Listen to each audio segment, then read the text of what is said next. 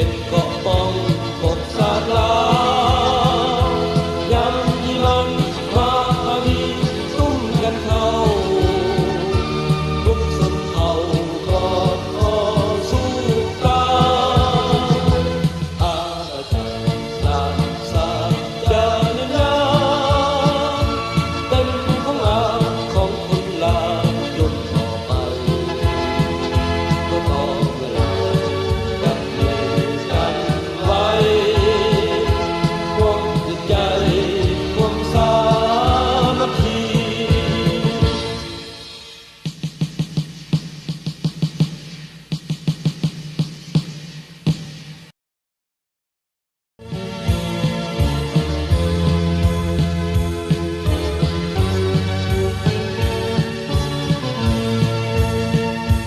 อาณาจักรลานสามผมขาวเป็นของเราของคนลาวทุกเผ่าชนทุกคนมีสิทธิ์ร่วมกันพุทธคน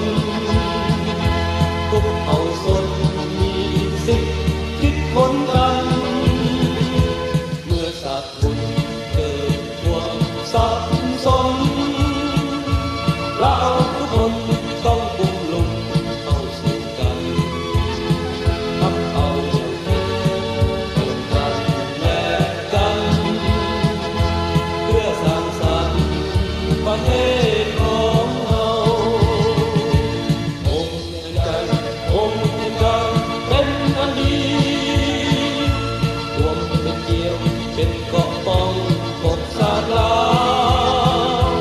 ย้ำอีมันมาอาวีตุ้มกันเข้าทุกสุดเผ่ากอดคอสู้ตายอาจารย์ลานสาจานิยามเป็นของเราของคนลาวจนต่อไปก็ต่อเวลากับเมืองกันไว้ความจิตใจความสามัคคี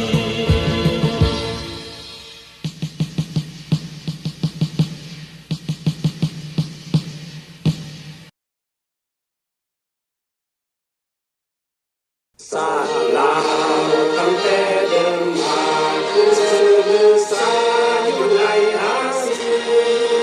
ชาวลาวทุกพันไมตรีร่วมสามัคคีฮักโฮมกันหักชาติหักประเทศเฮาหักเจ้าพวกเกศเกษาโฮมหักห่วมศาสนาแต่โบราณมารักษาดินแดนบ่ให้สะใดมาล้วนลาวมีรบกวนหน้าแก่สิ่งเราให้ขึ้นเข้ามาดูวุ่นวายสุจนตัวตายทานศัตรูเพื่อศัตรูและเพื่อเสื้อเผ่าฟื้นฟูเอาบรรเทาทุกข์กาย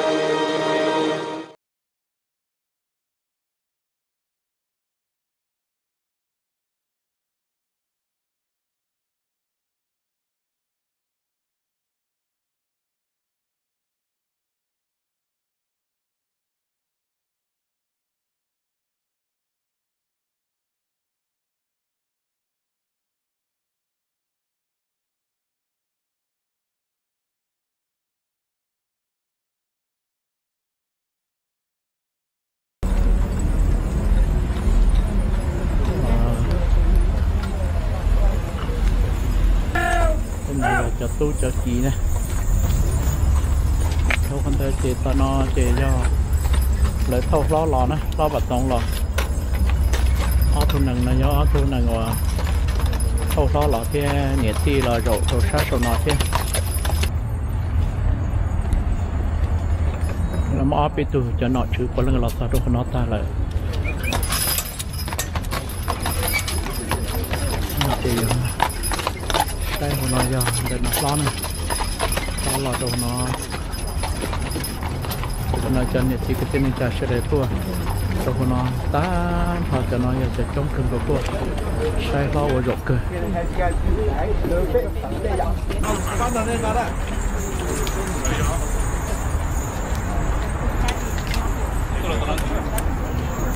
rất là giờ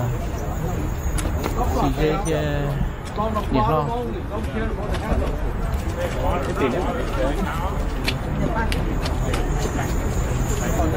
có đồ ngon đấy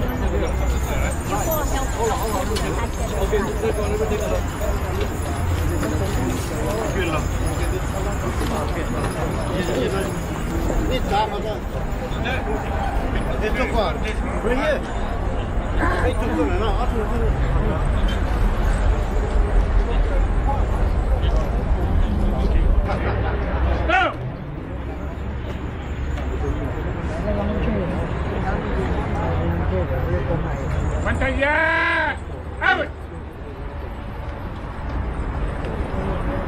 Liệp out Anabia turn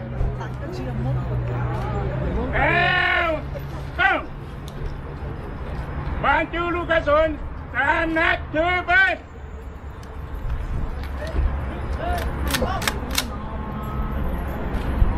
Liệp Hey! Yeah! Damn! Hey! Yeah! Damn! Hey! Yeah! Yeah! Out! Son of bitch! Hey! Down! Go!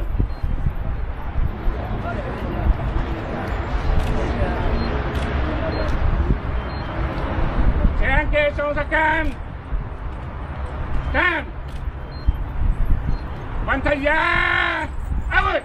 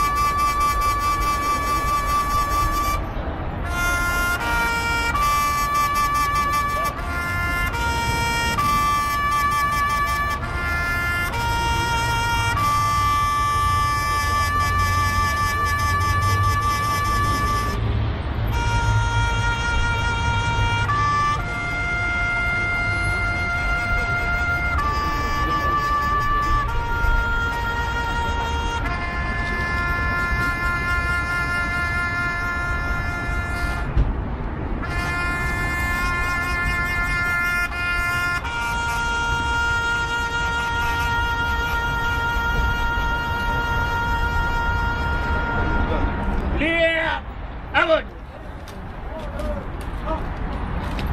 Anabia back!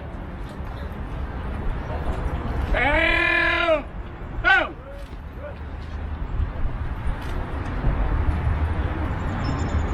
Văn Thầy Gia out!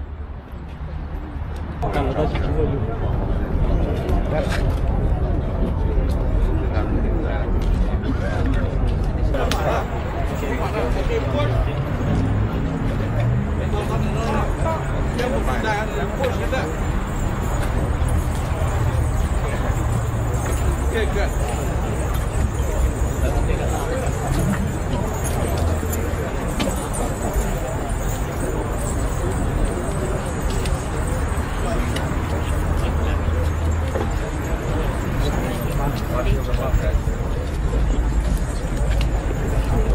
để tao kia cho lấy theo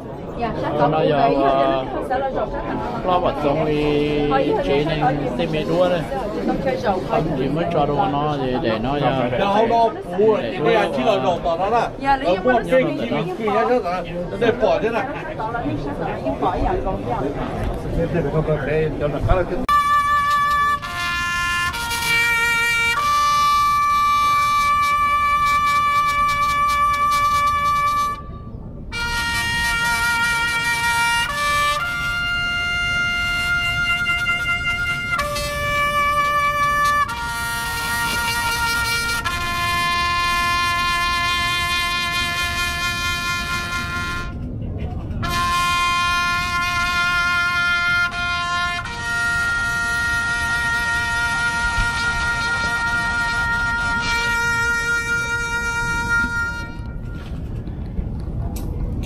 用线到那多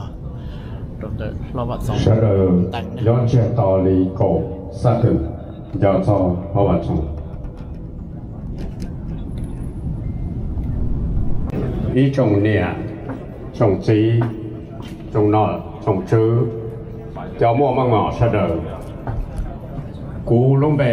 要念在ว่ากูตัวไม่ว่าที่วิสคอนซินตัวนู่นนอกู要รอเจลูเราไปใช่เด้อ一种เนี่ย这个电能架ใช่เด้อต่อก้าถอดห้อว่าจงต่อจอไปใช่เด้อเจในพนเจนั่งต่อเจียจีเชียมัวแต่ได้หนูลอลีเราว่าจงลูกแต่งนอโจลูกกงโหว่างข้างโซออฟ USA ลูกกงโหนอยอลูกกงโหเซอเจเดเปจอกุตีสันฟ้ายอท่องเตออเมริกาใต้นอตูเจ้าแต่ลูกกงโหนอยอท่านประธานรงชัยว่า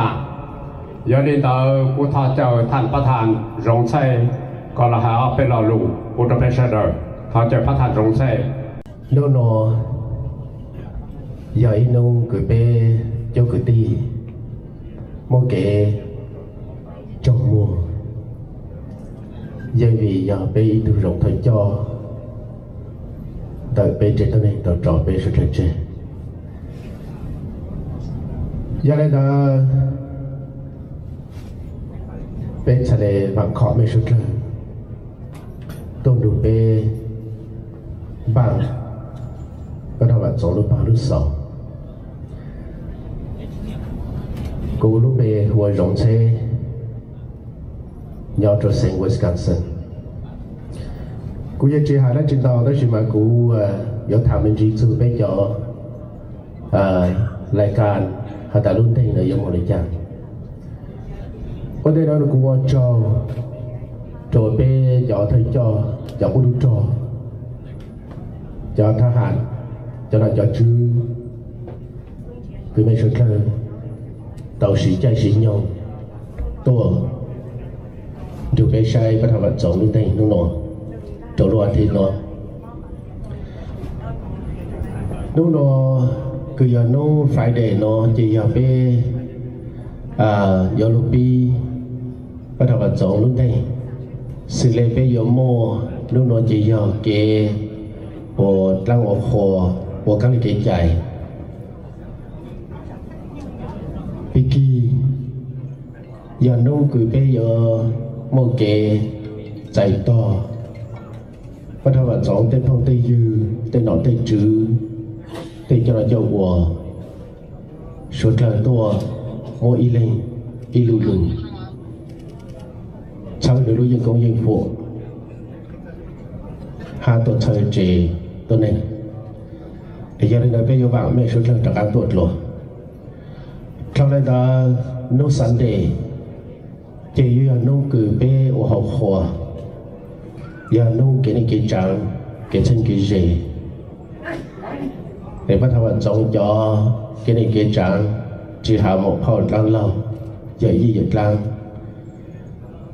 ไม่บ้างจนนุสันเดเขาเลยได้ไปจอลูกเจโนหรือโมเอาไปห้องกลาเด็กกูยังมาถามเป็นจีตัวแม่ก็ไม่เป้ายอดตัวลูกห้องหนอให้ลูกห้องช่างต่อคือโปเป้หนอแล้วจีลูกห้องโปเป้แต่หนอแล้วจีลูกก็ไปจอสไลด์โชว์ยาแต่เท่าขนาดจะยงแต่เขาจีต่อย่อนั่นแหละไม่เหมือนยอดช่างต่อไปยิงไทย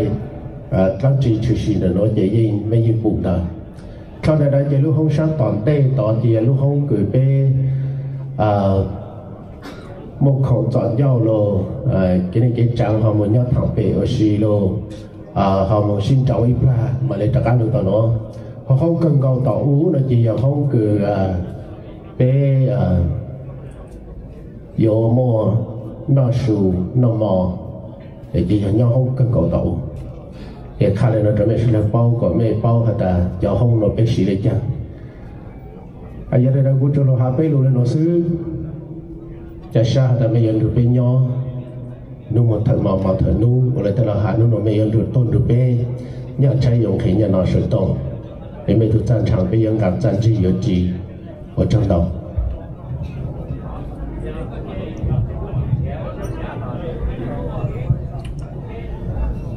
เท่าจอนดอกตัวท่านพระท่านทรงเช่ดอโจเจ้าคณะบอร์ดออฟดาร์เทอร์สยอดทงเปลืออเมริกาเจนอ古老比海路，他说的手诶背后做背做梦呢，这自真的本地上。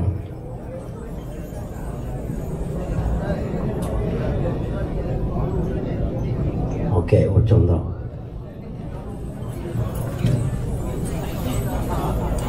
我晓得收到。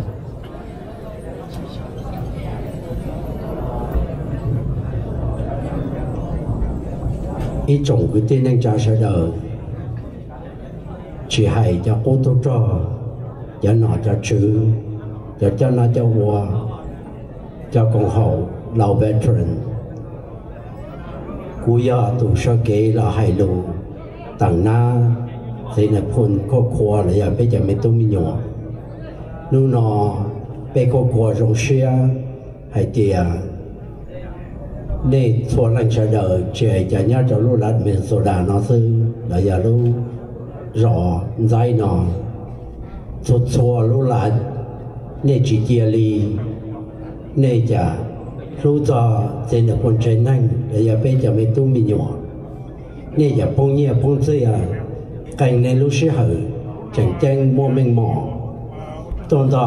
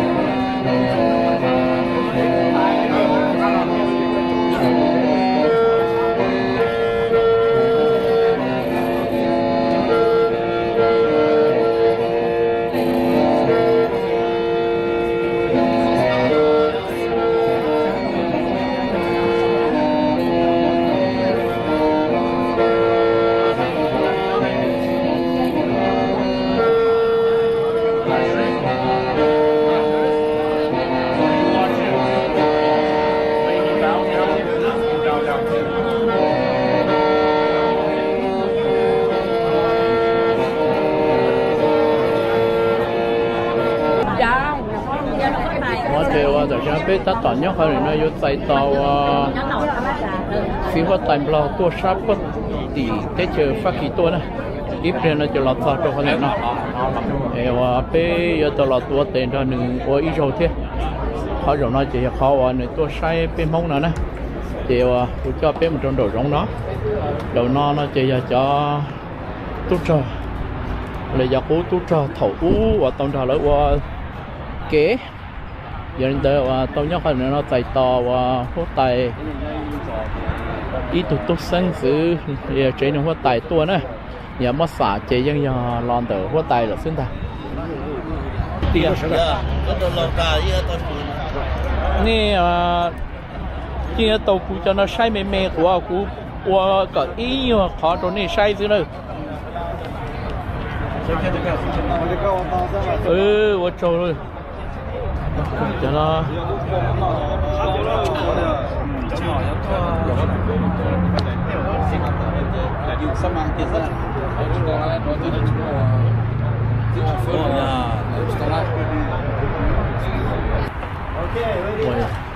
เทรนหัวไต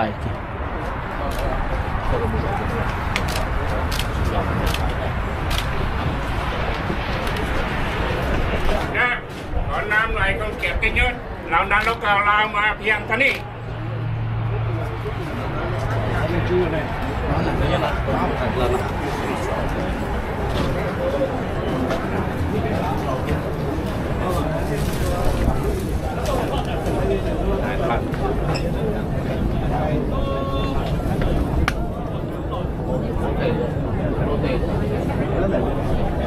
นั่นเดี๋ยวรวม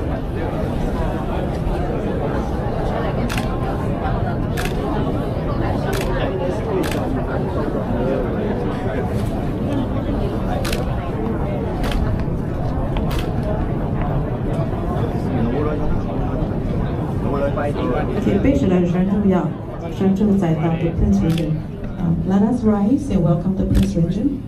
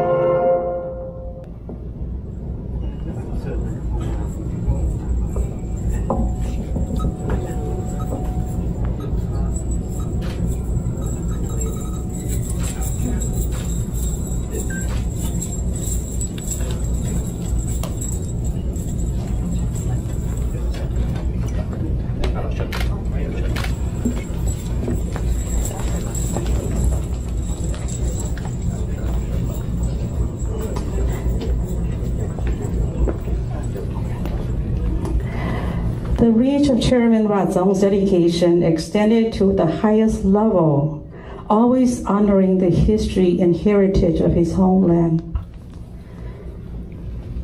ประธานหวานจง Nữ dân ý dự cho kể phong dư có bộ đế lì đế tàu giờ riêng tàu nữ cụ tàu cho phong dư cho có tài lo chế năng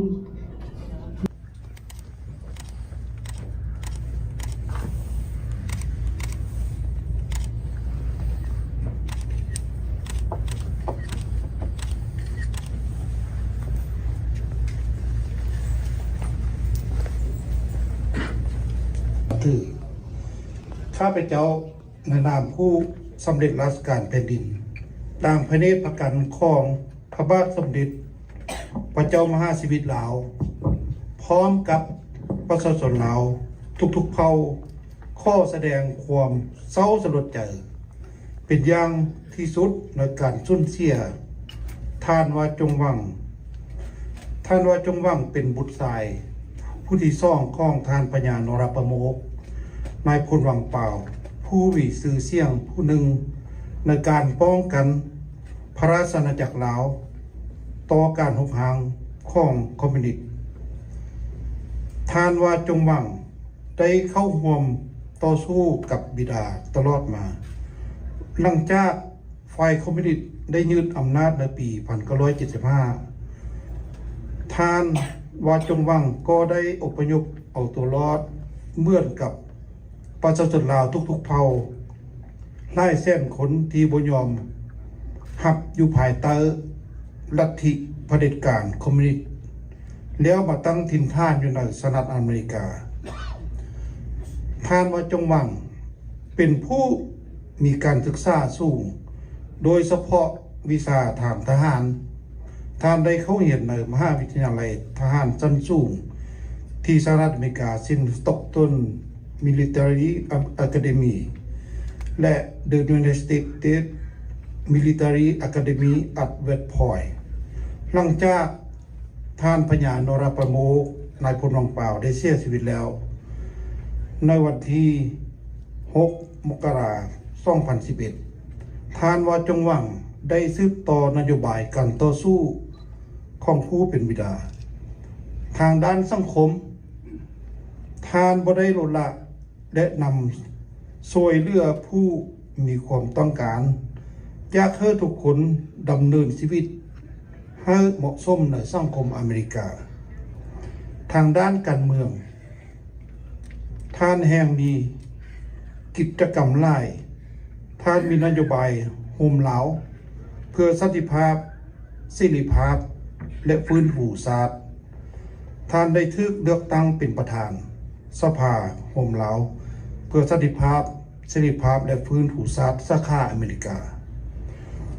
สุดท้ายนี้เพื่อเป็นการรับรู้คุณงามความดีของท่านว่าจงหวังที่ได้สร้างเพื่อพระราชอาณาจักรลาวและเพื่อตอบสนองคำขอข้าพเจ้าจึงยินดีพระราชทานธงชาติพระราชอาณาจักรลาวประดับปกเสอหลวงศพของท่านว่าจงหวังเพื่อเป็นเกียรติให้ท่านข้าพเจ้าขอน้อมอุทิศพระรานิสงส์ผลบุญให้ดวงวิญญาณของท่านว่าจงหวังจงได้ไปสู่สุคติภพอย่างสงบสุขในช่วงบ่วงสวรรค์เถิดขอขอบใจ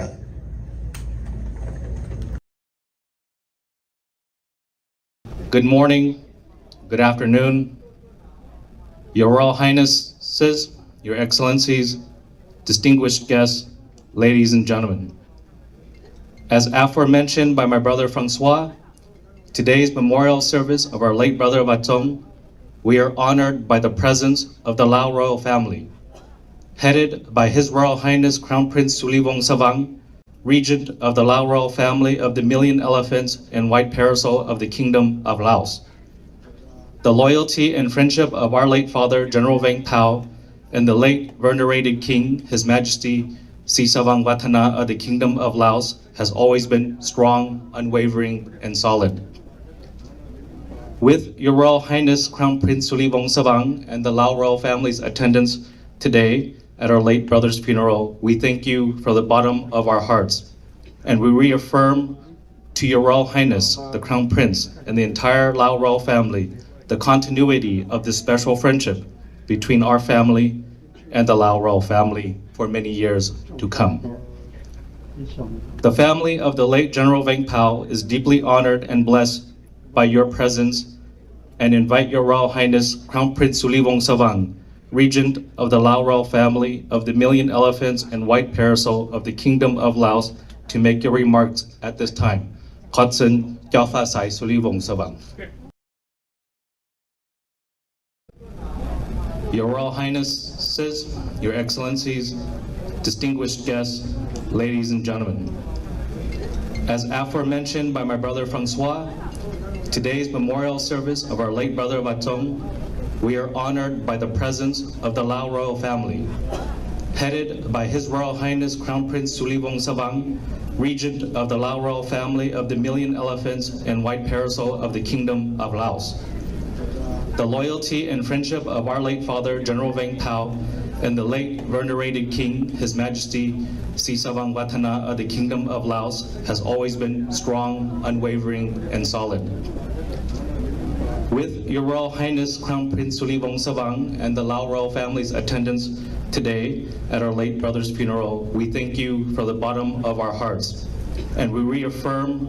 to Your Royal Highness, the Crown Prince, and the entire Lao Royal family, the continuity of this special friendship between our family and the Lao Royal family for many years to come. The family of the late General Vang Pao is deeply honored and blessed by your presence and invite Your Royal Highness Crown Prince Sulivong Savang, Regent of the Lao Royal family of the Million Elephants and White Parasol of the Kingdom of Laos to make your remarks at this time. Khotsen Gyalfa Sai Sulivong Savang.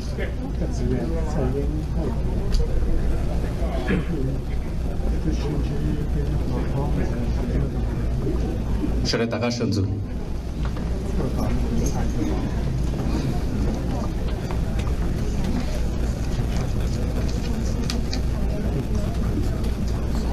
ครอบครัวของท่านว่าจุงบังท่านผู้มีเกียรติท่านหญิงท่านสายเทียบแพงและนับถือข้าพเจ้าในนามผู้สำเร็จราชการแผ่นดินต่างพระเนตรพระกันของพระบาทสมเด็จพระเจ้ามหาชีวิตลาวพร้อมกับประชาชนลาวทุกๆเผ่าข้อแสดงความเศร้าสลดใจเป็นอย่างที่สุดในการสูญเสียท่านว่าจงวังเป็นบุตรชายผู้ที่ซ่องของท่านพญานรประโมกนายพลวังเปล่าผู้มีชื่อเสียงผู้หนึ่งในการป้องกันพระราชอาณาจักรลาวต่อการหุกหางของคอมมิวนิสต์ท่านว่าจงวังได้เข้าร่วมต่อสู้กับบิดาตลอดมาหลังจากฝ่ายคอมมิวนิสต์ได้ยึดอำนาจในปี 1975 ท่านว่าจงวังก็ได้อพยพเอาตัวรอดเหมือนกับประชาชนลาวทุกๆเผ่าหลายแสนคนที่บ่ยอมรับอยู่ภายใต้ลัทธิเผด็จการคอมมิวนิสต์แล้วมาตั้งถิ่นฐานอยู่ในสหรัฐอเมริกาท่านว่าจงวังเป็นผู้มีการศึกษาสูงโดยเฉพาะวิชาทางทหารท่านได้เข้าเรียนในมหาวิทยาลัยทหารชั้นสูงที่สหรัฐอเมริกาซินตกต้น Military Academy และ The United States Military Academy at West Point หลังจากท่านพญานรประโมกนายพลวังเปล่าได้เสียชีวิตแล้วในวันที่ 6 มกราคม 2011 ท่านว่าจงวังได้สืบต่อนโยบายการต่อสู้ของผู้เป็นบิดาทางด้านสังคมท่านบ่ได้ลดละและนำช่วยเหลือผู้มีความต้องการอยากให้ทุกคนดำเนินชีวิตให้เหมาะสมในสังคมอเมริกาทางด้านการเมืองท่านแห่งมีกิจกรรมหลายท่านมีนโยบายโฮมลาวเพื่อสันติภาพสิริภาพและฟื้นฟูชาติท่านได้ถูกเลือกตั้งเป็นประธานสภาโฮมลาวเพื่อสันติภาพ เสรีภาพและพื้นอุตสาหสาขาอเมริกาสุดท้ายนี้เพื่อเป็นการรับรู้คุณงามความดีของทานวจงวังที่ได้สร้างเพื่อพระราชอาณาจักรลาวและเพื่อตอบสนองคำขอข้าพเจ้าจึงยินดีพระราชทานทุงทราบพระราชอาณาจักรลาวประดับปกเสลงศพห้องทานวจงวังเพื่อเป็นเกียรติให้ทานข้าพเจ้าขอน้อมอุทิศพระรานิสงส์ผลบุญให้ดวงวิญญาณของทานวจงวังจงได้ไปสู่สุคติภพอย่างสงบสุขในช่วงบ่วงสวรรค์เถิดขอขอบใจ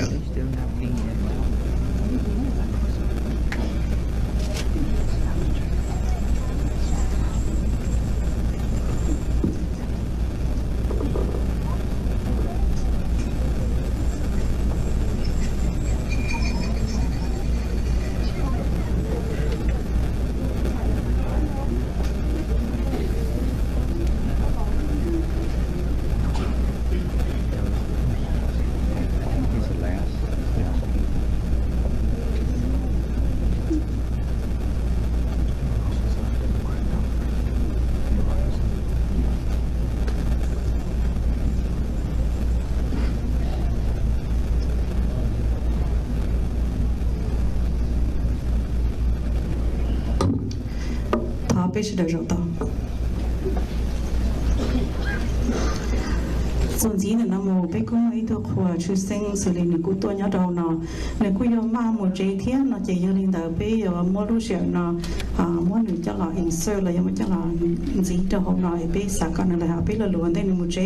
เราคนเนี่ยกูจิโมรู้เสียดาวปัจจัย The next person will be a top senior advisor from Trump administration. So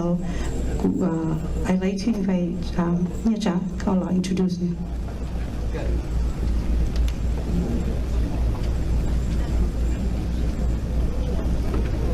We actually have a lot of American politicians and very important friends here today. Out of respect for a lot of their time, they have other events, so we're going to jump around and bring them up as quickly as we can so they can move on to other events. But the first one I want to invite today is someone that's very special, and that he's the senior advisor to President Donald Trump, the current president right now. Before I invite him up, Shia, can you come up here and join me? I'm going to have Shia translate the Hmong for our Hmong audience.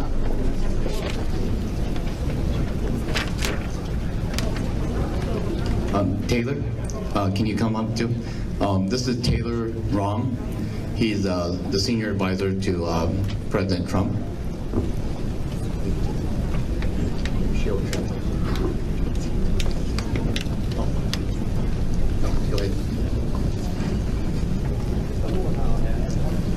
Well, good morning. It's a privilege to be here today to honor a remarkable man, a son, a father, and a leader.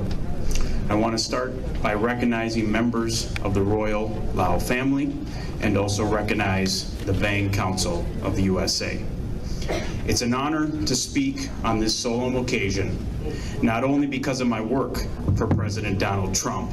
but as someone who has come to understand and deeply respect the extraordinary legacy of the Hmong people here in America. We are here today to pay tribute to the son of a legendary figure, the great General Vang Pao, a man who led with courage and vision during one of the most turbulent chapters in Southeast Asian and American military history. General Vang Pao stood side by side with the United States during the Vietnam War and led tens of thousands of Hmong soldiers in what became known as the Secret War in Laos. But today, we do not just remember the general, we honor his son, a man who bore the weight of that legacy with honor, humility, and purpose. He didn't merely inherit his father's name, he lived out his father's mission. He continued the fight with his leadership, advocacy, and love for the people. He built bridges between generations and nations. He carried his father's vision forward, that the Hmong people would not only find safety in America, but you would thrive, contribute, and lead. His life was dedicated to service, to honoring the past, while shaping the future. President Trump knows the price paid by Hmong fighters and their families. That's why under his leadership, he signed into law the Hmong Veterans Service Recognition Act, a historic step that finally allowed Hmong veterans who fought so bravely alongside American troops to be buried at the sacred Arlington National Cemetery. This was not just a piece of legislation, it was an act of justice. President Trump has always expressed a great love for the Hmong community here in the United States, for your values, for your perseverance, your patriotism, and your belief in the American dream. And the man we laid to rest today and honor today was the embodiment of that vision. He lived with strength, he led with wisdom, he honored his father not with words, but with action. And in doing so, he became a bridge between two worlds, between the history of Laos and the promise of America. To the family, especially his widow, his children, and siblings, I offer my deepest condolences and eternal respect. You have lost a family member, and the nation has lost a hero.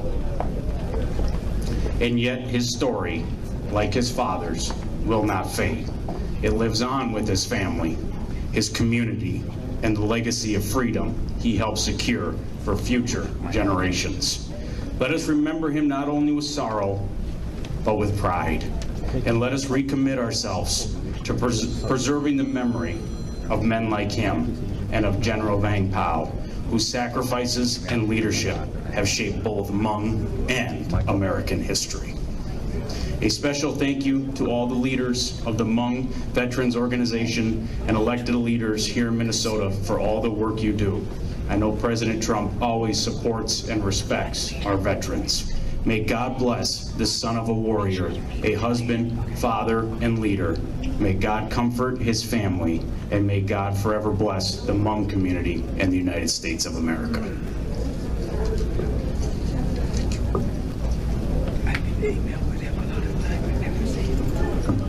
Once again, thank you very much, Taylor, for attending today. Your attendance gives our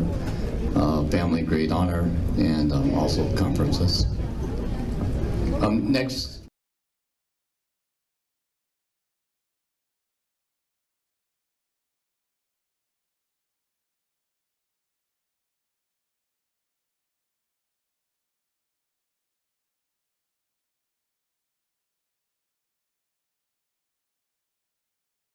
We have another very important person for the Twin Cities in Minnesota. I'm kind of going to jump around because he needs to go somewhere quickly too. Michael, if you can bring the mayor of Minneapolis, Mayor Jacob Fries.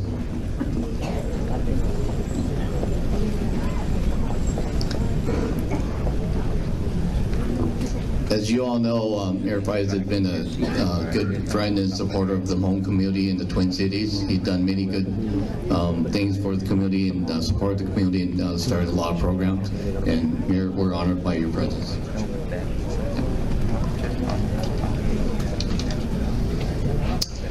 We're here today with heavy hearts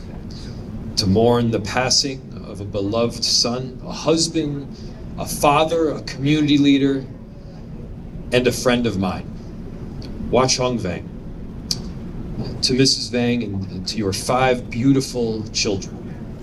On behalf of the city of Minneapolis, I offer my deepest condolences. No words can ease your grief, but please know that you are not alone. Your sorrow is shared by a city, by a community, and by all who had the privilege of knowing Wah Chong. Today we remember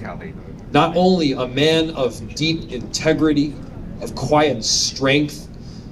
but a bridge builder. Someone whose work shaped the future of our city and uplifted the Hmong community in both lasting and meaningful ways. In ways that will far outlast his passing.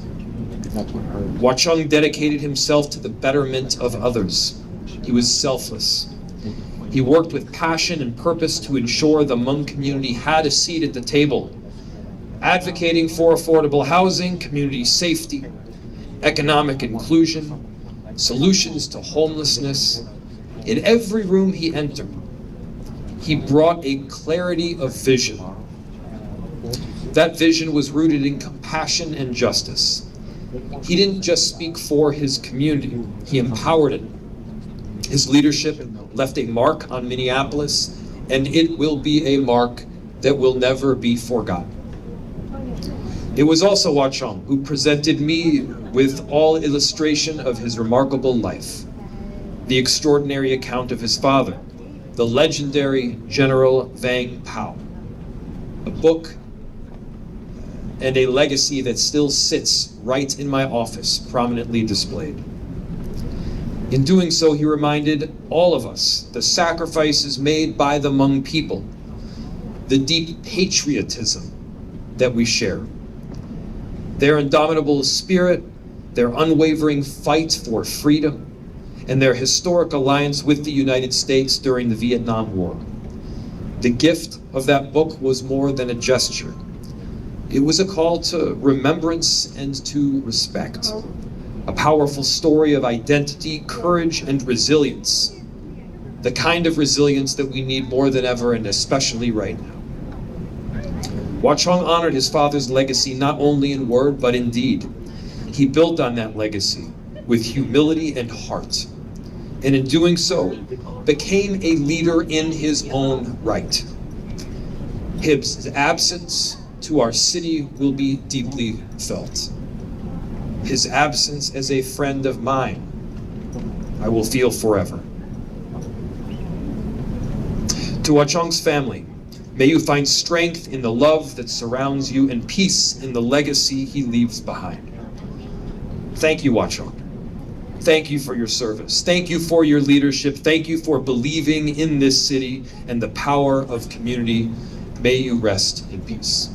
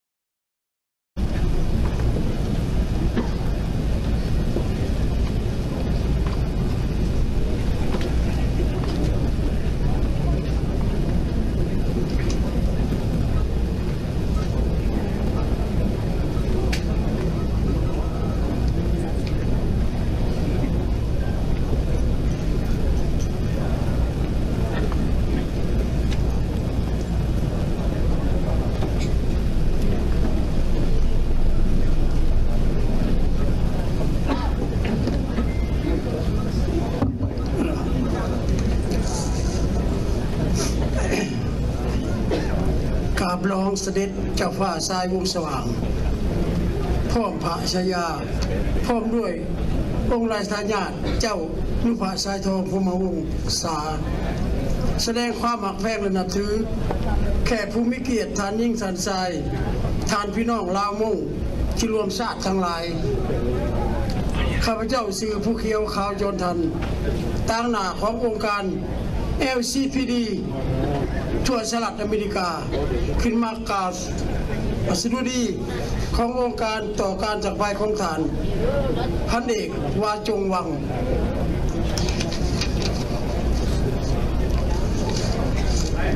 โตกันลาวโฮมลาวเพื่อสันติภาพและประชาธิปไตย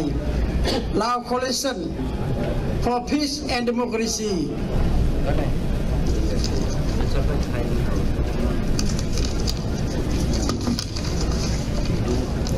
with our profile sorrow and sincere ไมโครแพงดีเลขาธิการเอกขององค์การลาวโฮมลาวเพื่อสันติภาพและประชาธิปไตย Secretary General of LCPD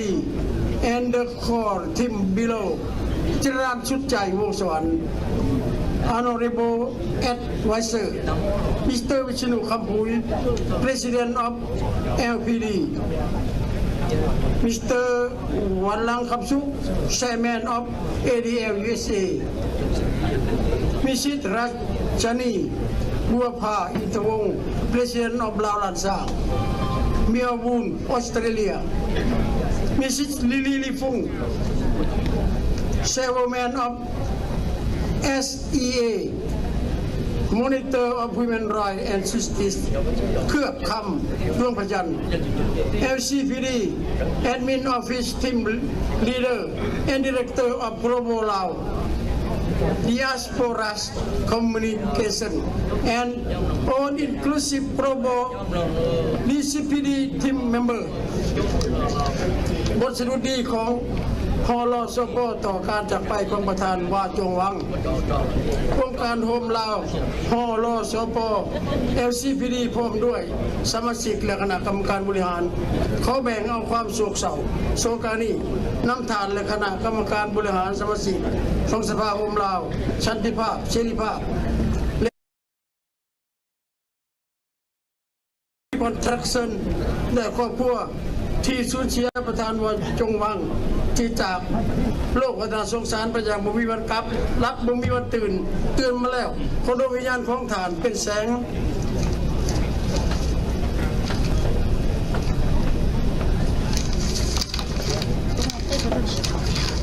อาทิตย์เนื่องทางให้แก่ชาติลาวเขาจงได้พบเสรีภาพและประชาธิปไตยตามเป้าหมายของฐานที่คาดไว้ประธานวาจงวังเป็นบุคคลสำคัญคนหนึ่งที่ก่อตั้งองค์การโฮมลาวเพื่อสันติภาพและประชาธิปไตยพลสป LCPD และเป็นผู้หนึ่งที่ให้การสนับสนุนอันหนักแน่นและสายพัวพันลาวโมช่วยสุขมูการพัวพันคู่ร่วมมือสองฝ่ายให้ก้าวขึ้นสู่ระดับสูงทางด้านการเมืองวัฒนธรรมและสังคมบนพื้นฐานความเคารพซึ่งกันและกันผลประโยชน์รวมกันความพัฒนารวมเพื่อส่งเสริมสันติภาพและรวมมือความสามัคคีความเจริญรุ่งเรืองความมั่นคงภายในลาวมุ่งนำด้วยพวกเขาถือเอาผลงานของฐานเป็นความทรงจำอันล้ำค่าในวันแผนประวัติศาสตร์ลาวว่าฐานเป็นวีรบุรุษต่อสู้เพื่ออิสระภาพและประชาธิปไตยที่กล้าหาญและพวกเขาขอแสดงความอาลัยอาวรณ์นั้นสุดซึ้งต่อการสูญเสียของฐานต่อครอบครัวของฐานและหมู่เพื่อนลาวงที่เมืองเซนต์พอลมินาโพลิสสหรัฐอเมริกาหัวใจอบอุ่นของพวกเขาแม่นอยู่กับครอบครัวและญาติพี่น้องของฐานวาจงวังพวกเขาได้ขอวิงวอนให้ดวงวิญญาณของฐานจงไปสู่อ้อมแขนของพระพุทธเจ้าและขอวิงวอนให้ดวงวิญญาณของฐานจงไปสู่สุคติภพองค์การโฮมลาวสปพร้อมด้วยสมาชิกและองค์การกรรมการขอวิงวอนให้ดวงวิญญาณของฐานวาจงวังจงได้พบพูนอันดีเถิดในสวรรค์จันทร์ฟ้าดาวดินด้วยเสียใจและความอาลัยอาวรณ์ที่สุดซึ้งขอขอบใจ Thank you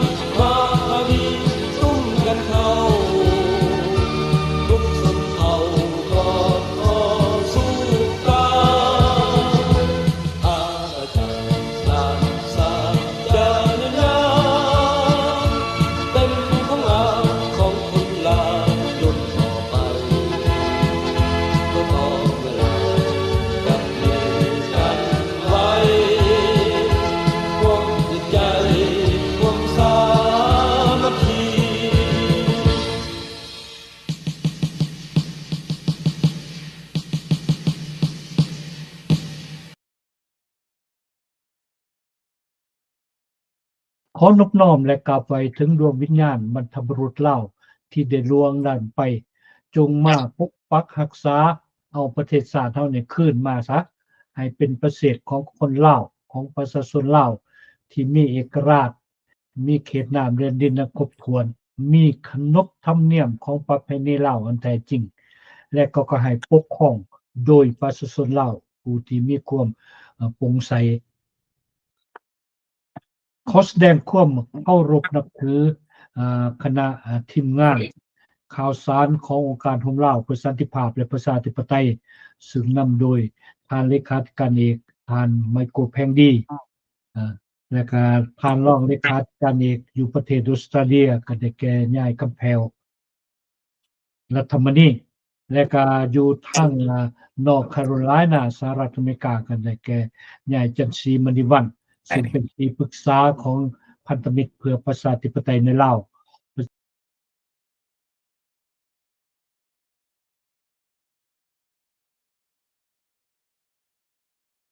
ข้าพเจ้าไมเคิลแพงดีจากเมืองซานดิเอโกรัฐแคลิฟอร์เนีย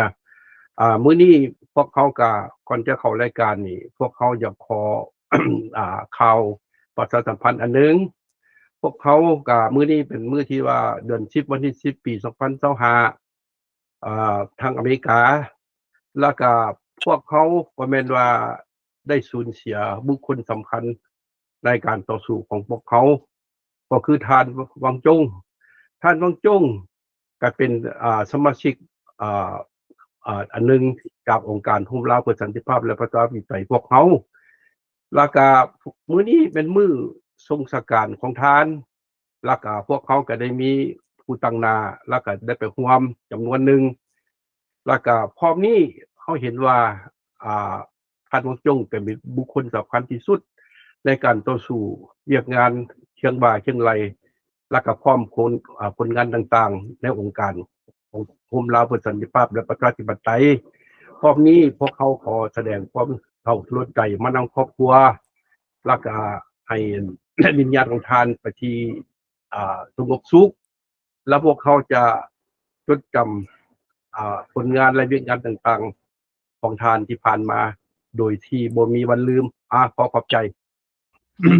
ขอบใจเนาะเอาต่อไปเฮาก็อยากฟังเสียงสรุดีจากยายคำแพวเนาะขอเชิญทางอุตสาหกรรมเฮาขอเชิญขอขอบใจขอขอบใจกับท่านเครือเนาะที่ให้โอกาสข้าพเจ้าได้มากล่าวเศร้าสลดใจเกี่ยวกับเรื่องการเสียชีวิตการจากไปของท่านหลวงจงเนาะ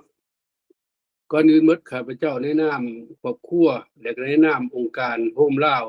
สาขาประเทศออสเตรเลียและก็ขอแสดงความเศร้าสลดใจไปยังครอบครัวของท่านหลวงจงที่ได้เสียท่านบางจงไปเมื่อบ่นานมานี้ท่านบางจงพวกที่เฮาหมดทุกคนในองค์การร่วมลาวรับรู้และเห็นแจ้งและก็เป็นผู้สำคัญเป็นบุคคลสำคัญในการจัดตั้งองค์การร่วมลาวว่าซั่นซะไปก็โดยเฉพาะเป็นผู้ตั้งหน้าองค์การหนึ่งที่มารวมเป็นภาคีอยู่ในองค์การร่วมลาวและในการปฏิบัติหน้าที่เวลาท่านยังมีชีวิตนี่พวกที่เฮาหมดทุกคนนิยมชมชอบเห็นบ่กิริยาท่าทางหรือว่าทศิลป์หรือความเว้าจาหรือนโยบายความคิดการเมืองการต่อสู้หมายถึงว่าท่านบางจงปฏิบัติหน้าที่ได้ดีอันนี้มันในนามข้าพเจ้านี้ซึ่งที่ว่าตั้งหน้าครอบครัวก็ตั้งหน้าองค์การร่วมลาวในประเทศออสเตรเลียแม่นขอจะรึกไว้คุณงามความดีของท่านฉะนั้นข้าพเจ้าขอเพราะว่ามื้อทรงสการมื้อนี้บ่เด้อมื้ออื่นเห็นบ่และพวกข้าพเจ้าได้ขอวิงวอนให้วิญญาณของท่านบางจงนี่นะจงไปสุคติภพและพร้อมเดียวกันนั้น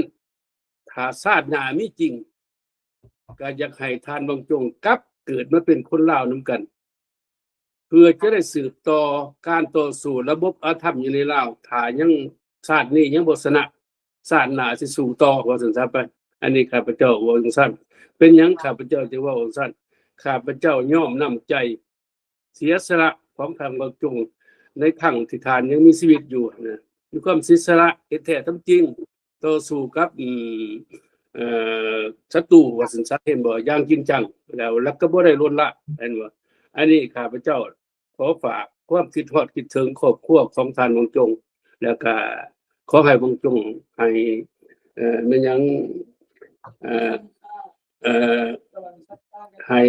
ดวงวิญญาณของท่านวงจงไปสู่สุคติพบในบุญสวรรค์สันฟ้าขอขอบใจขอขอบใจเอาขอเสิร์ชเนี่ยจังซี่ขอขอบใจเนาะก่อนอื่นก็ทำสบายทีมงานของเฮาก็นอกเขาสบายดีท่านไม่กลัวเพียงดีเลขาธิการเอกและก็สบายดีท่านคำแพรวรัฐมณีสบายดีท่านเคลือบดวงพระจันทร์ข้าพเจ้าจันทร์ศรีมณีวันอยู่รัฐนอร์ทแคโรไลนาสหรัฐอเมริกาองค์การพันธมิตรประชาธิปไตยในลาวเป็นองค์การร่วมลาวเพื่อสันติภาพและประชาธิปไตยในนามผู้ตั้งหน้าองค์การพันธมิตรขอแสดงความเสียใจนำครอบครัวท่านวังจงว่างที่ได้จากพวกเขาไปนี่โดยบ่มีวันจะกลับคืนมาแต่ว่าประวัติของเพิ่นแล้วก็เป็นคนดีแล้วก็เป็นผู้นำเป็นลักษณะผู้นำการเรื่องการต่อสู้เรื่องอย่างนี้เพราะว่าพวกข้าพเจ้าก็ได้เคยไปร่วมงานเพิ่นหลาย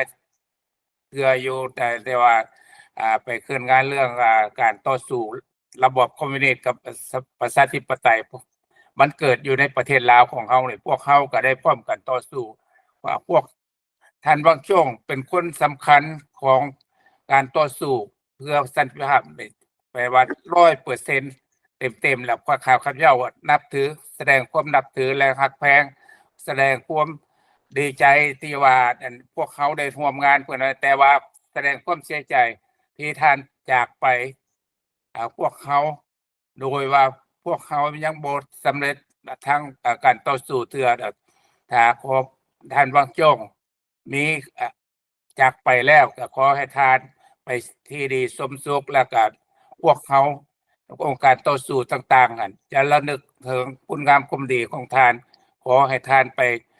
ที่ดีที่สุขแล้วก็คืนนั้นขอแสดงความเสียใจนำครอบครัวของท่านวังจงแล้วก็องค์การทุกๆคนเนาะขอขอบใจขอขอบใจเนาะอันนี้มันบทสรุปดีของแต่ละท่านพวกเฮาทางองค์การของเราก็แน่นอนที่สุดแม่นสูญเสียบุคคลที่สำคัญที่สุดอยู่ในโลกประชาธิปไตยที่มีจิตใจหักเสือแพงศาสตร์อันนี้ข้าพเจ้าก็บ่มีแนวปากบ่ได้อันสิเว้าได้เนี่ยและพวกเฮาทางองค์การของเราเฮาก็ได้ส่งบทใบสรุปดีไปให้ผู้ต่างหน้าเฮาอ่านอยู่ในแซงปอนมินนิโซตาและข้าพเจ้าก็ได้เน้นนักตัวหนึ่งท่านบรรจงนี่หมายก็ว่าเป็นผู้ต่อสู้เพื่อเสรีภาพและประชาธิปไตยเป็นบรรพบุรุษที่กล้าหาญที่สุดอยู่ในต่างประเทศและก็ได้สืบเสื้อแพร่งแนวออกจากท่านในพลวังเป่าที่ทอดให้ได้เอาบทเรียนตัวนี้มาใส่ซึ่งว่าเป็นคนที่กล้าปากกล้าเว้าเป็นคนเฮ็ดเพื่อความสามัคคีลาวมงเฮานี่แม่นหาสิ่งใดที่เปรียบบ่ได้ฉะนั้นพวกเฮาแม่นขอวิงวอนแล้วก็ขอส่งความอาลัยอาวรณ์นี้แล้วก็วิงวอนให้ดวงวิญญาณของท่านจงไปขึ้นสวรรค์สันฟ้าดาวดึงแล้วก็ขอให้มาปกป้องหรือว่าเอาวิญญาณมาปกป้องให้ชาติลาวเฮานี้กลับคืนมาเป็นประเทศสันติภาพและประชาธิปไตยคือความหวังของท่านที่วางไว้ในตอนมีชีวิตอยู่เนาะเอาขอขอบใจนำหมดทุกท่าน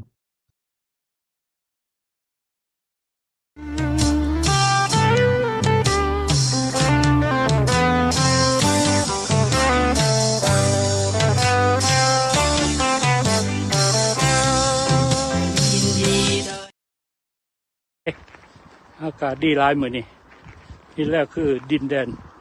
อิสรภาพและประชาธิปไตยของประชาชนลาวนอกที่มาได้ตั้งถิ่นฐานอยู่ต่างประเทศมีสิทธิเสรีภาพมีสิทธิปากสิทธิเว้ามีสิทธิสร้างสามีสิทธิเป็นเจ้าของที่ดินอันนี้เป็นความปรารถนาของมนุษย์อยู่ในโลกเรานี้ฉะนั้นพวกเขาก็เป็นห่วงพ่อแม่พี่น้องที่อยู่ในประเทศในปัจจุบันนี้ที่กำลังถือกดขี่เขมร และโศกชะตากรรมของประเทศชาติพวกเขาก็บ่แน่นอนว่ามันจะเป็นแนวใดมันอาจจะไปตกเป็นศาสตร์หนึ่งที่จะหายสาบสูญไปจากแผนที่ของโลกนี้ก็ได้ตัวอย่างประเทศทิเบตแต่ก่อนมันก็ว่าทิเบตนี่เป็นประเทศที่มีเอกราชบ่ขึ้นน้ำเจ๊กแต่ปัจจุบันนี้มันบ่เว้าถึงทิเบตเลยต่อมาก็เป็นมองโกลีแล้วก็ต่อมาเป็นลาวมีแต่ว่าถ้าตราบใดโศกชะตากรรมโลกเปลี่ยนสีในเวลาโอกาสของโลกาวิวัฒน์นี่พวกเขาทาว่าอิทธิพลของโลกมีการเปลี่ยนแปลงและประเทศที่กดขี่ข่มเหงหมู่นี่ก็จะได้ถูกปราศัยไปเวลานั้นศาสตร์ลาวเฮาก็จะได้กลับมาเป็นของประชาชนลาวตามเคยดังที่พวกเขาเคยเป็นเจ้าของแผ่นดินในประวัติศาสตร์จนหอดปี1975อันนี้พ่อแม่พี่น้องเฮาบ่ควรหลงลืมอันนี้แม่นสิ่งที่สำคัญที่สุดในหัวใจของคนลาวแต่ละคนเอาขอบใจเอาด้วยกันบัดนี้จงลืมอดีตอย่าเอาไปคิดเทียนแทนต่อกันสิ่งใดที่ทำไปนั้นจงอาโหสิให้กันแล้วมาสร้างสรรค์เป็นมิตรกันต่อไปยินดีได้พบกันใหม่ดีใจที่ได้เห็นหน้าต่างคนต่างจากบ้านมาเพราะมีปัญหาจึงหนีลาห่างไกลพวกเขาจะมาจากไสแต่เหนือหรือมาแต่ไทยจากแห่งหนใดเฮาก็ลาวด้วยกันบัดนี้เฮามาเป็นหมู่เฮาได้มาอยู่ฐานถิ่นเดียวกันเอามาก้อนโฮมแห่งกันสร้างสาสื่อเสียงเหล่านั้นให้ก้องกลางวันลือลานกันเลย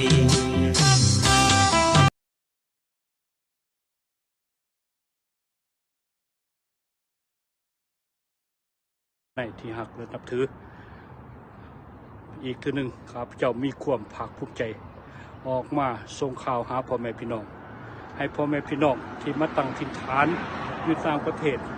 ให้รู้สึกและก็ refresh memory ให้เตือนเขาว่าพวกเขามาอยู่ส่วนมากแม่น50 ปีแล้วเขามากันตั้งถิ่นฐานอยู่ต่างประเทศอันดินแดนที่มีอิสรภาพและประชาธิปไตยอันนี้แหละข้าพเจ้าจึงขอเรียกร้องให้ทุกๆการจัดตั้งที่หักหอมเสือสาดลาวที่หักหอมแผ่นดินลาวจงออกมาห้องเป็นเสียงเดียวกันในเวลาที่ process ของศีลธรรมเฮากำลังเป็นโดมิโนที่แตกขึ้นอยู่ในเนปาลแล้วก็อยู่ในเอเชียตะวันออกกันมันจะได้แผ่ขยายไปเบิดพ่อแม่พี่น้องเอ้ยอันนี้เป็นเวลาของความต่อความสามัคคีและพวกเฮาเป็นปึ๊กเป็นแผ่นให้ฮักแพงสามัคคีให้ฮักเสือแพงสัตว์ว่าเป็นพวกเฮาจะได้เมื่อญาติอำนาจพ่อแม่พี่น้องเฮาเด็ดขาดให้พ่อแม่พี่น้องให้ละเป็นเจ้าของประเทศพวกทานมันถูกต้องตามกฎหมายให้เบิ่งอาวุธของการล่มเผด็จการให้เบิ่งเฮียนเอาจากบทเรียนของเนปาลเห็นบ่มันมีอย่างแม่นเรื่องใส่ควบสามัคคีร่วมเป็นน้ำหนึ่งใจเดียวร่วมเป็นใหม่เป็นมือทางด้านโทรศัพท์ความเดียวกันเอาเบิ่งเขาเห็นอย่างที่เขาใส่นะพวกที่มันย่านขโมยนี่นะแมนการใส่การจูดนี่แมนพวกพลังต่างๆเนี่ยมันย่านให้เบิ่งบทเรียนของเนปาลพ่อแม่พี่น้องฉะนั้นแล้วในวาระครบรอบใกล้จะฮอด50 ปีนี้องค์การผมลาวเฮาจะได้เรียกร้องให้เบิดทุกท่านออกมาเป็นกำลังหนึ่งใจเดียวกันเรียกร้องให้ชาวลาวเฮา voice เป็นเสียงเดียวกันให้ปลดพวกอำนาจที่กดขี่ข่มเหงประชาชนลาวเฮาพวกที่ขูดเฮ็ดข่มเหงสับในดินสินน้ำของประชาชนลาวเฮาให้เบิ่งในป่านเห็นบ่มันเบิ่งขนาดรัฐบาลเขาเฮ็ดจังได๋เฮ็ดทั้งขันนั่นแหละมันจังสมใจในการพวกขี้ลักนี่อันนั้นเฮาจึงขอเรียกร้องให้พ่อแม่พี่น้องจังได๋ก็ตามใน50 ปีพวกเขาจะได้ออกมาเรียกร้อง นำกันเป็นเสียงเดียวกันและก็ให้ฮักแพงสามัคคีกันอันนี้แม่นจุดหมายของลาวนอกเฮาที่ได้เรียกร้องในมื้อนี้และทางองค์การลาวเฮาร่วมลาวเพื่อสันติภาพและประชาธิปไตยนี้จะเป็นผู้ออกอากาศเกี่ยวแก่กับท่วนคืนความเจ็บปวดความทุกข์ทรมานของชาติลาวเฮาในวาระ50ปีนับแต่วันที่2ธันวาคมปี1975จนฮอดวันที่2ธันวาคมปี2025แม่นครบรอบ50ปีอันนี้ขอขอบใจนำทุกท่านที่ติดตาม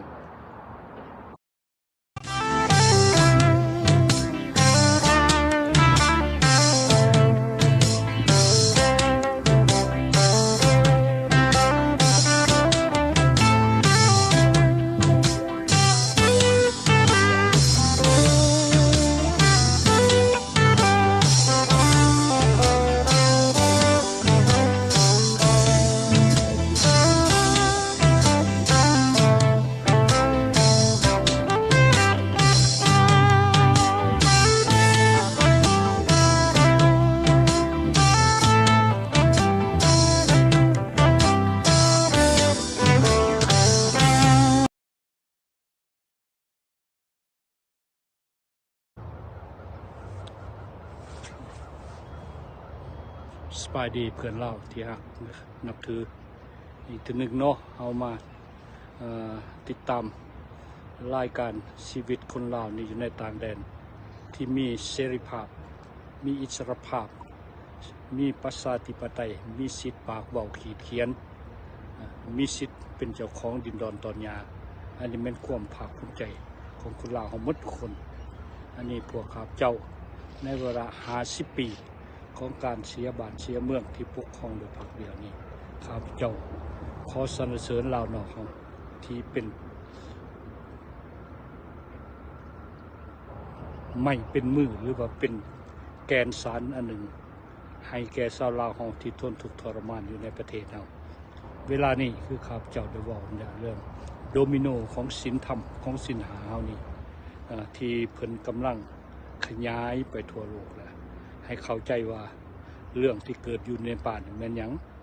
แม่นมันเกิดอยู่เมืองแคทแมนดูนี่มันบ้านเกิดของพระพุทธเจ้าซึ่งเพิ่นอยู่บ่ล้นทนบ่ได้แล้วเห็นการละเมิดศีลหาลักทรัพย์สมบัติของประเทศชาติใส่อำนาจเหนือขอบเขตลิงพักลิงพวกอันนี้แหละแม่นวาระของคนลาวเฮาที่กำลังจะเห็นศีลธรรมตัวนี้แหละกำลังมันจะแพร่ขยายอยู่ในเอเชียเฮานี่แหละที่เฮาได้เห็นอาจจะเกิดขึ้นอยู่ในพม่าเราเห็นสิ่งที่ทานบ่เคยเห็นคือแผ่นดินไหวว่าซั่นนี่บ่สิ่งที่มันเกิดขึ้นอยู่ในศรีลังกาเฮาก็เห็นหายแห้งที่สุดเป็นบทเรียนในชาวลาวพุทธโลก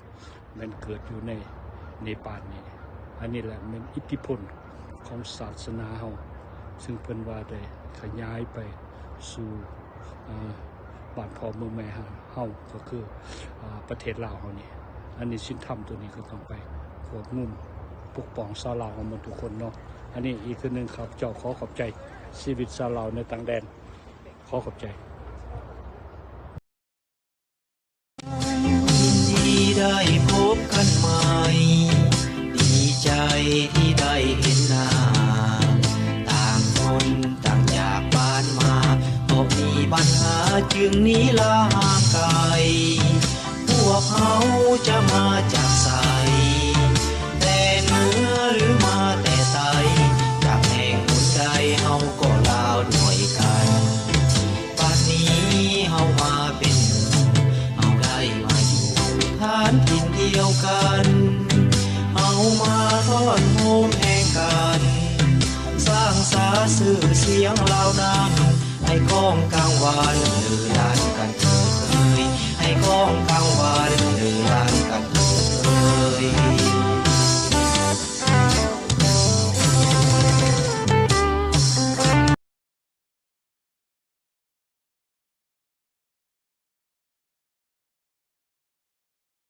โอกาสหน้าพบกันใหม่ขอบใจ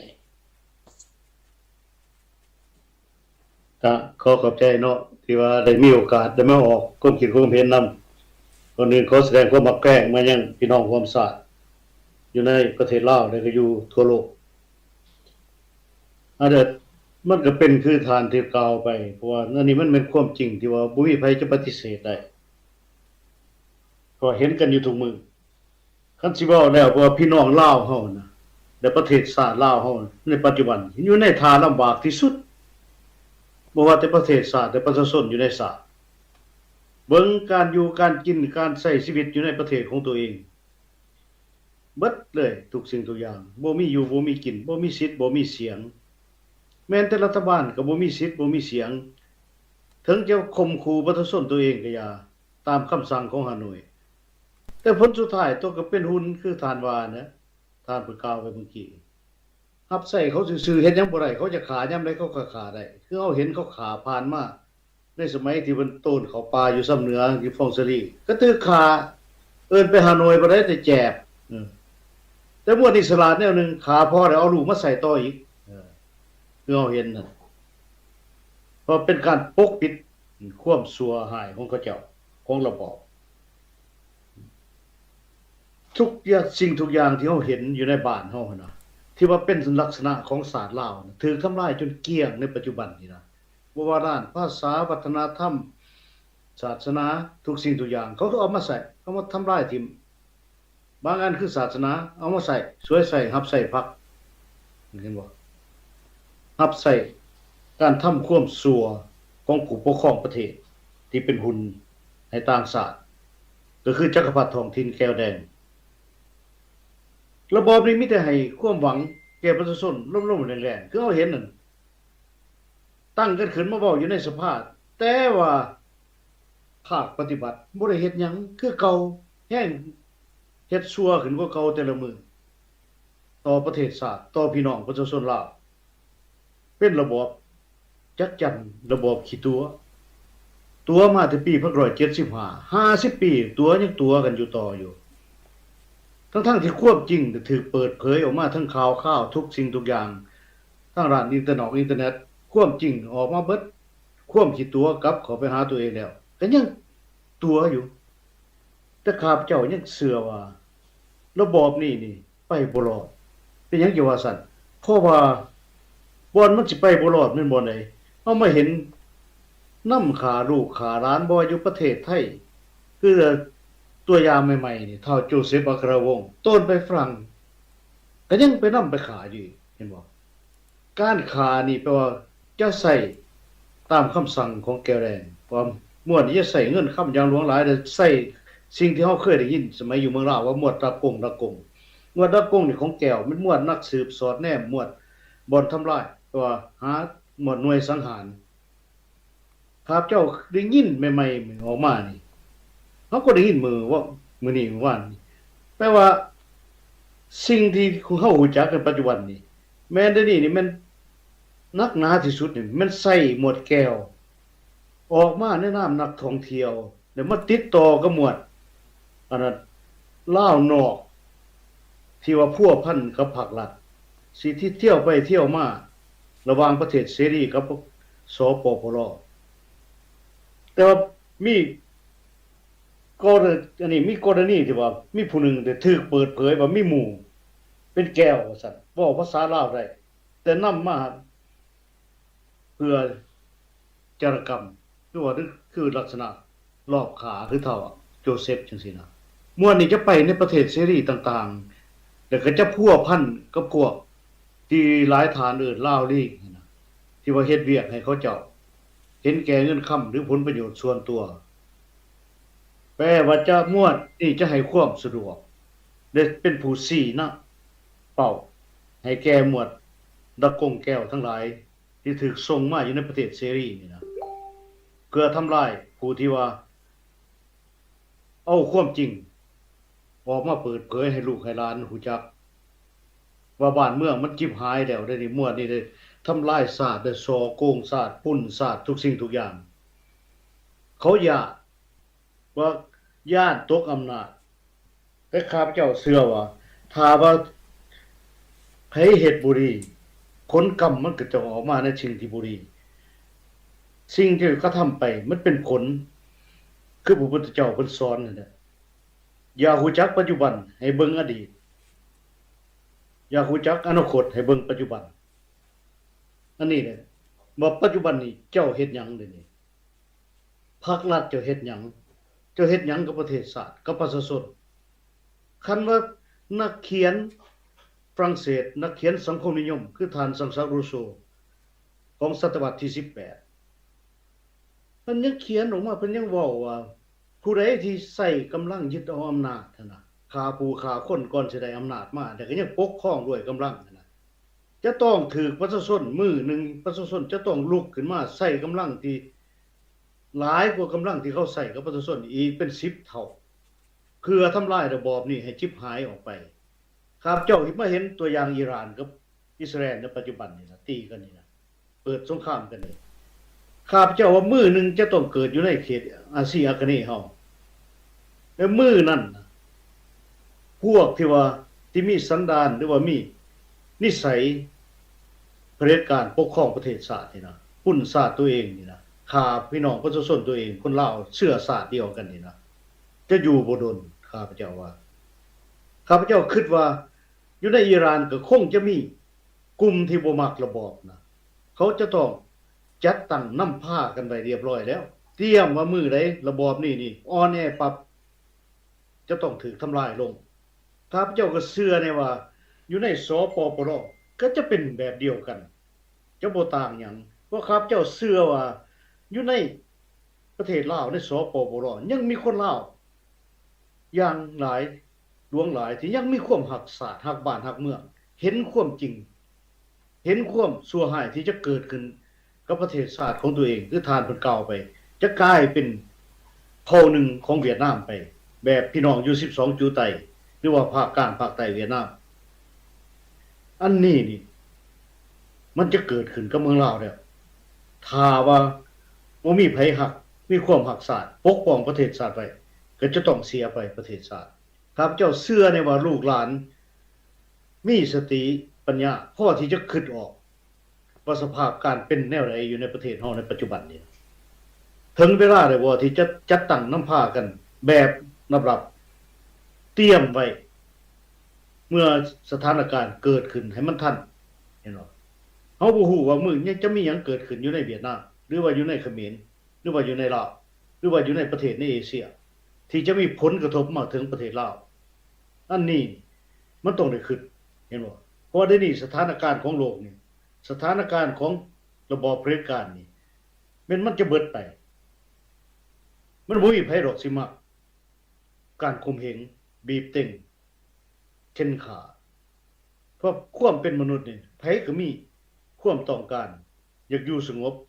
อยากมีความสุขอยากอยู่ดีกินดีถ้าว่าเป็นในระบอบเผด็จการแบบที่เราเห็นอยู่ในสปปลนี่ประชาชนทุกข์ยากปากหมองทุกสิ่งทุกอย่างถูกทำลายแต่มีคนกลุ่มน้อยๆเป็นมหาเศรษฐีหังมีกอบโกยทรัพย์สมบัติของชาติที่เป็นทรัพย์สมบัติของทุกคนในชาติแต่เป็นหยังบ่มีการแบ่งปันลักอยู่ลักกินคือข้าพเจ้าเห็นสมัยข้าพเจ้าอยู่นำไปกินข้าวเฮือนรัฐมนตรีหรือสมาชิกพรรคนี่อาหารการกินเต็มตู้เย็นเหล้ายาปลาแป้งเต็มใส่รถอัดพ่วงไปส่งให้กันโลดแบบบ่ให้ประชาชนเห็นอันนี้นี่คือการ2ลักษณะของคนผู้หนึ่งเป็นผู้นำและประชาชนมันบ่กำเกิงกันเห็นบ่ประชาชนอึดอยากแต่ผู้นำกินแบบมหาราชาอยู่แบบมหาราชามีเงินค้ำแบบมหาราชาคือเราเห็นในปัจจุบันนี้มีหลายจนเอาไปฝากอยู่ในต่างประเทศส่งลูกตัวเองออกไปเรียนต่างประเทศไปอยู่ในต่างประเทศเลยซื้อเฮือนซื้อซ่านราคาเป็นล้านให้อันนี้มันปิดหูปิดตาประชาชนอยู่ในสปปลแต่บ่สามารถจะปิดหูปิดตาพี่น้องลาวที่ว่าอยู่ในประเทศที่เจริญในประเทศเสรีทุกสิ่งทุกอย่างแม่นเขาเห็นหูเบิดบ่สามารถจะปิดหูปิดตาได้ปิดได้แต่คนอยู่ในสปปลที่บ่สามารถจะมาต่างประเทศได้คือพี่น้องลาวอยู่ในต่างประเทศจะเห็นทุกสิ่งทุกอย่างเห็นความจริงจึงบอกให้ลูกให้หลานฟังถ้าว่ามื้อนึงระบอบนี้ตกไปลูกหลานจะต้องมีความหวังว่าป้าลุงที่เพิ่นมีความรู้ความสามารถในแต่ละ ล้านในแต่ละแขนงเช่นว่าแขนงการปกครองบ่กฎหมายบ่แพทย์บ่ทหารบ่ตำรวจบ่ครูบ่เพิ่นมาอยู่ในต่างประเทศเพิ่นมีประสบการณ์สูงอาจเพิ่นจะเป็นแนะนำให้ความคิดความเห็นให้ลูกหลานสร้างสาพัฒนาประเทศได้ไวอาจจะไวกว่าประเทศอ้อมข้างได้หลายประเทศย้อนหยังย้อนเพิ่นมีความรู้ความสามารถที่ประสบการณ์ในต่างประเทศเพิ่นเป็นแนะนำหน่อยเดียวดอกก็ลูกหลานก็จะตื่นได้จะมีสติปัญญาขึ้นมาแบบกระทันหันได้อันนี้นี่แหละมันต้องมีความหวังถ้าว่าระบอบนี้คิบหายไปจากประเทศลาวเฮาก็ขอบใจ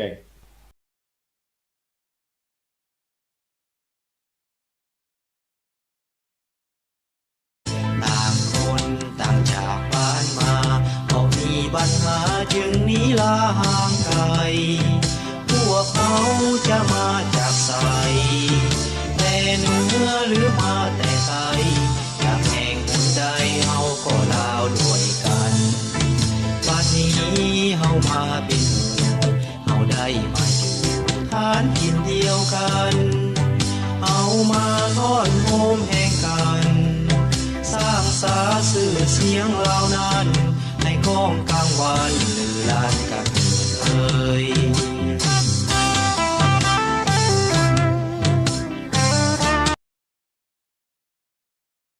ความคิดของเพิ่นน่ะนะเกียรติสั่ง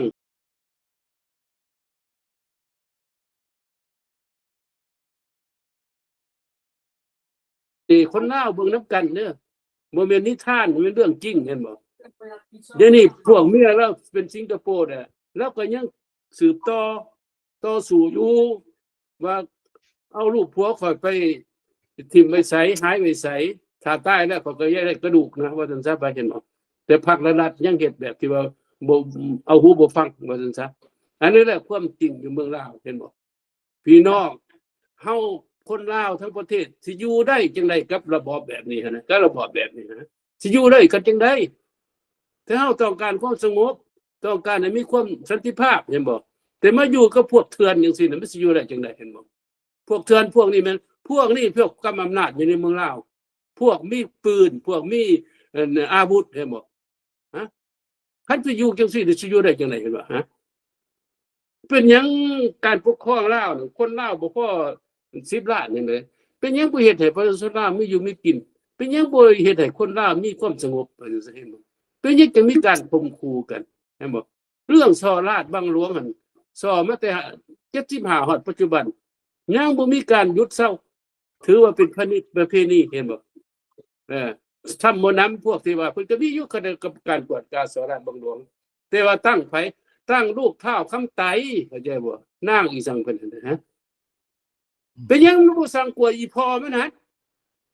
บักกำไตได้กินเงินหลวงกินเงินประชาชนหลายปานใดฮะเป็นยังมันบ่ส่งเงินเวลามันยังมีชีวิตอยู่เป็นยังบ่เอาพอมันเข้าคุกว่าซั่นซะถ้าข้าพเจ้ายังอยู่เมืองลาวเด้อเป็นผู้แทนเนี่ยข้าพเจ้าสิเสนอกฎหมายประหารชีวิตเด้ครับเจ้าจะว่าซั่นเด้อถ้าผู้ใดมันกินเงินแบบกำไตนี่เอามาตัดคอฮะเวียดนามมันก็เฮ็ดจีนมันก็เฮ็ดน่ะเป็นยังบ่เฮ็ดฮะมันกินบ้านกินเมืองก็มาตัดคอซั่นตัวยังสิมาสมเสยมันอยู่หะข้าพเจ้าอยากเว้าจังซี่เด้อสำหรับข้าพเจ้าอยากเว้าจังซี่แหละเห็นบ่ขอขอบใจกับท่านครับขอขอบใจอันนั้นแหละเกี่ยวว่าน้องยายจะชี้แม่นญานางมาเรียได้รางวัล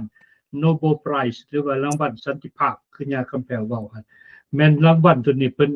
ออกจากเมืองหลวงออสโลเป็นเมืองหลวงของนอร์เวย์รางวัลสันติภาพแม่มีราคา$1 ล้านเด้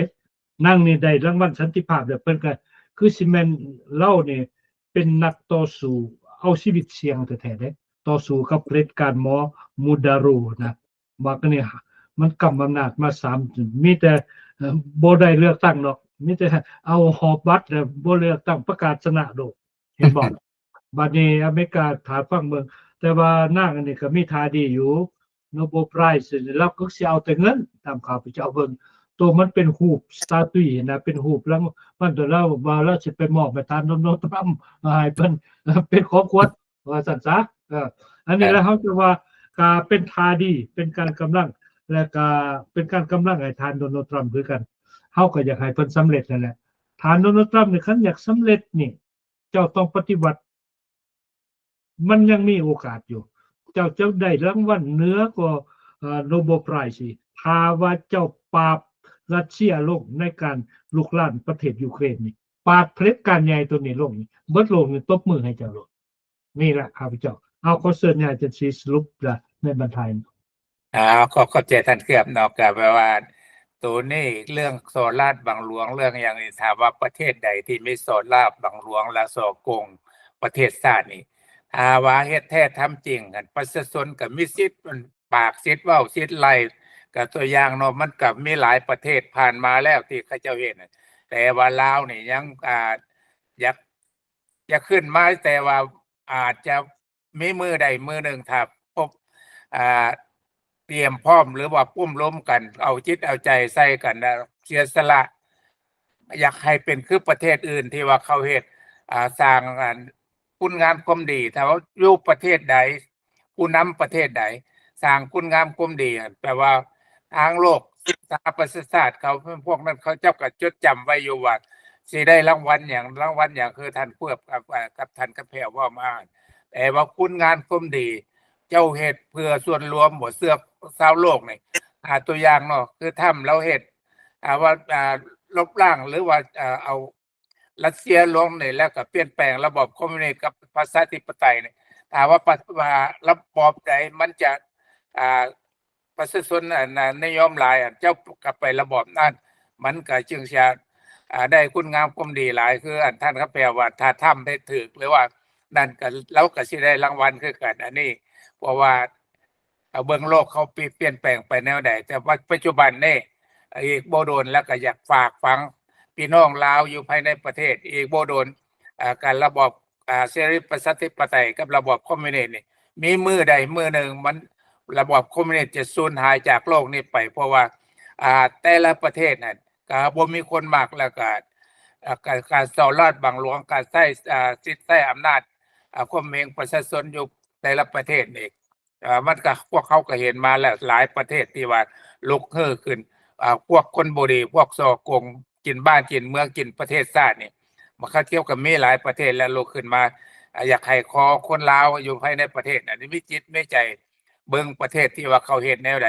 บ่แม่นว่าเจ้าสิให้มหาอำนาจไปเปลี่ยนแปลงหรือว่าเฮ็ดไอ้พวกเจ้าการปกครองของพวกเจ้ามันดีพวกทานนั่นแหละเฮ็ดเอาเองถ้าพวกทานมีจิตมีใจต่อประเทศชาติบ้านเมืองของพวกทานเนาะเอาขอบใจเอาขอบใจเวลาเฮาก็มาฮอดแล้วเฮาก็จังว่าจังได๋ก็ตามพวกเฮานี่ขอเรียกร้องเด้อเวลามันก็บ่ให้มันล้าเกินไปบ่ให้มันสวยเกินไปแล้วก็การต่อสู้ของชาวลาวเฮานี่ก็สิ้นบ่ขาดก็บ่ให้มันคุ้มเคียงเวลามันมาเฮาก็ต้องช่วยกันจับมือบนพื้นฐานแนวคิด3อย่างนี่แนวคิดตัวที่1แม่นหยังความเป็นน้ำหนึ่งใจเดียวกันแนวคิดตัวที่2แม่นหยังแม่นความสามัคคีฮักแพงบนพื้นฐานที่ว่าบ่มีไผฮักลาวเท่าลาวฮักกันและตัวที่3แม่นหยังแม่นการร่วมไม้ร่วมมือลาวนอกลาวในเฮานี่ได้3แฟกเตอร์ตัวนี้จะเป็นแป้นยันให้ชาติลาวเฮาเปลี่ยนแปลงระบอบการปกครองแบบป่าเถื่อนนี่นะปกครองแบบกับป่าเถื่อนนะว่าพวกเพิ่นก็ได้เหรียญโนเบลรัฐอยู่ในสปอร์ตว่าลาวเขียนเอาใส่แต่หัวหอดบาเหรียญโนเบลไพรส์ของเพิ่นอันนี้แหละจังว่ามันระบอบที่ว่าขาดศีลธรรมเนาะอันนี้แหละคันมันได้3แฟกเตอร์คือครับเจ้าเว้านี่แล้วก็บ่ล่าบ่สวยเวลามันต้องมาฮอดพ่อแม่พี่น้องเลยในบั้นเพิ่นเอิ้นว่าโลกแห่งความจริงนี่นะพวกเฮาต้องเห็นการเปลี่ยนแปลงของสปป.ลาวพวกเฮาต้องเห็นพวกที่กินบ้านกินเมืองนี่ต้องถูกลงโทษแบบสาหัสครับเจ้าบ่ในโลกแห่งความเป็นธรรมนี่ครับเจ้าเชื่อมั่นที่สุดเดี๋ยวนี้กงล้อประวัติศาสตร์ของศีลธรรมตัวนี้มันกำลังหมุนเวียนแห้งที่สุดอันนี้ขอบใจและขอเชิญทางเลขาธิการเปิดอัดรายการขอบใจโอเคเนาะ ก็สำหรับแรงมื้อนี้เฮาคิดว่าก็สมควรเก็บเวลาแล้วเนาะแล้วเฮาก็บ่ฮอดนี้เฮาจะขอว่าราตรีสวัสดิ์แล้วก็ขอลา